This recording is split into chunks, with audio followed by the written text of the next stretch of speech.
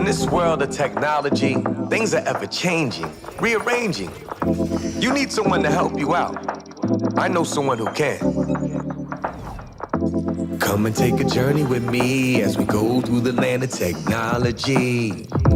You'll never be alone. You'll be with Paul Amadeus Lane in the tech zone. Welcome to the tech zone. We on our tech flow, and there's still a global market in case you didn't know. So many guests, we not trying to impress. Just wanna pass off the info. You can do the rest. See, there's no escaping tech. It's part of our lives. Keep every individual connected worldwide. But all this innovation is more than entertainment. It's people like you paving a new way every day. So let your imagination run wild with all the things that you dream about. Cause the tech zone is on now with Paul Amadeus Lane.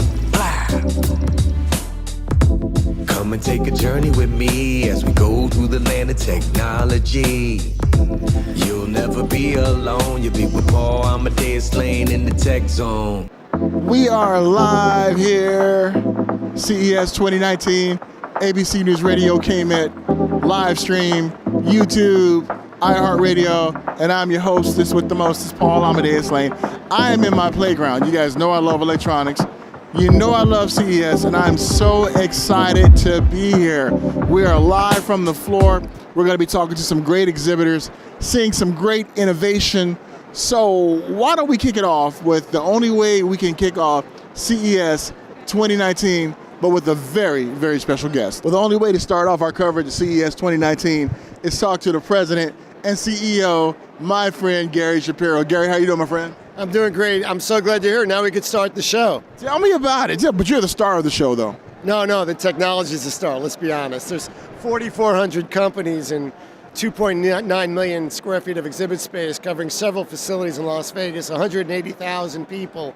And we have more technology, more innovation, more excitement, more optimism for the future, for the year, for all these great things that are going to make a difference in people's lives.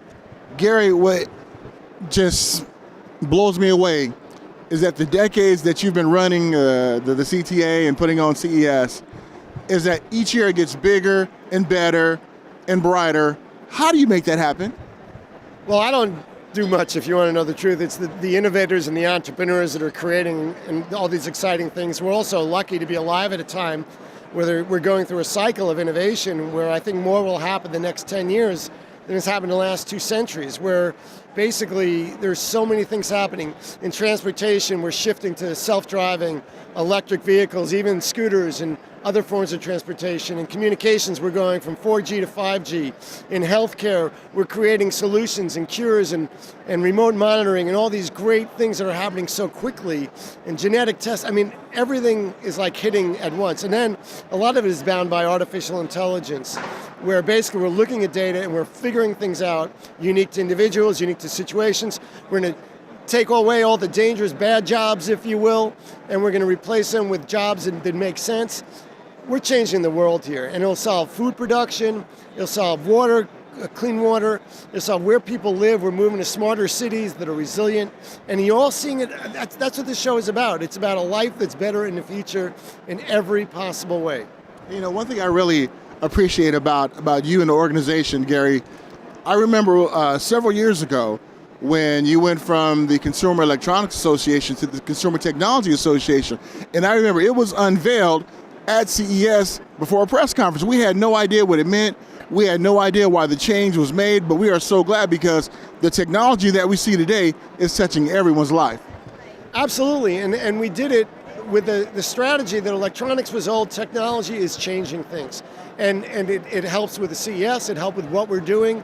We've attracted all these companies that are really changing the world, like Airbnb and Uber and Lyft.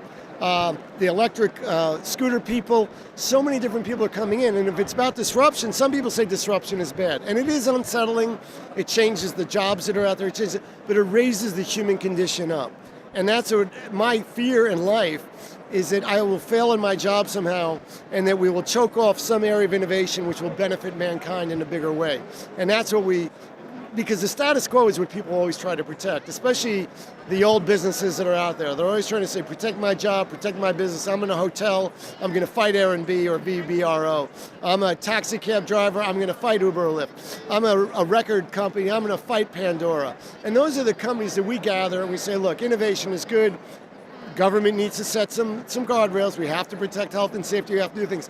But don't just squelch innovation, because that's what we need as humans. But it's also what our country is the best in the world at, is we have the most innovative minds. We have a culture. We have a First Amendment that protects creativity. We have diversity, which makes us better and creative. I've been to other cultures, and everybody just agrees with everyone. They don't have the spark. You know, they say they do better on tests. Well, they memorize stuff. We're not good at memorization. We're good at just thinking out of the box. That's what we do. We're Americans. And that's one thing I really appreciate about you, Gary. I remember you and I had a discussion right after the travel ban, and you gave some really good insight about how that may affect innovation. And then now we see the new book that you have talking about innovation ninja. So let's talk about that, Ninja Innovation. Well, wow, yeah. So I had a book called Ninja Innovation. Now I have even a cooler, newer book called Ninja Future. Ninja Future, that's what it is. See, right on the spot. And Ninja Future actually talks about where we're going. And if you're in a business or a startup or a company, or you just want to know what's going on, or you're in a government, these are the things you should be thinking about. Here are the technologies, here are the strategies. Don't worry about lengthy business plans or all the things people tell you to do in some old business school courses. Think about an idea that you want to develop. Think about partnering. Think about getting out of your comfort zone and meeting someone you don't know, or going to an area you don't know, and partnering. That's what it's all about. That's why this show is successful. We get all these different vertical businesses together, and they partner with each other, and something better emerges. And that's what we have to do as human beings. We have to reach out, go across, make ourselves uncomfortable, and that's how we become better as humans, become better as companies and businesses, and better as a country. And what do you think the kind of a drawback is of why ones won't embrace innovation and just get on board about where we're at in the stream of time? Well, the drawback is people fear the unknown. They're always scared of what's new. They were scared of the car when it came, and they had all these silly rules. The phonograph when it came, people said, oh my gosh, it's going to make us immoral. Rock and roll, television is going to kill us, the computer's going to kill us, the credit card is bad for us. Every new invention that's come along, people said why it's bad and how it's going to ruin our kids and ruin society. And you know, there are still roles for parents, and there are reasonable restrictions that we have to as adults place even on ourselves. But generally, look at the access we have to information and education, so that basically the person who can afford a smartphone now, which is most of the people in this country, they have access to a world of information that the wealthiest person in the world didn't have just 15 years ago.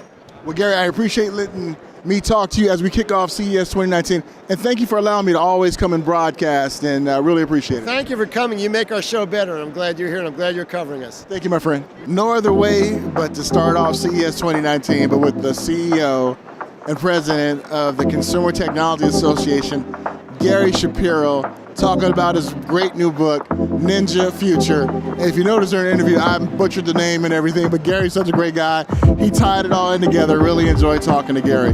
But just what CTA is able to do and able to accomplish is truly just shocking the world what they do. Make sure you support them, cta.tech. And you can follow all week long with me with some great interviews, great topics here at CES 2019. But when we get back, I think I'm going to talk about personal security.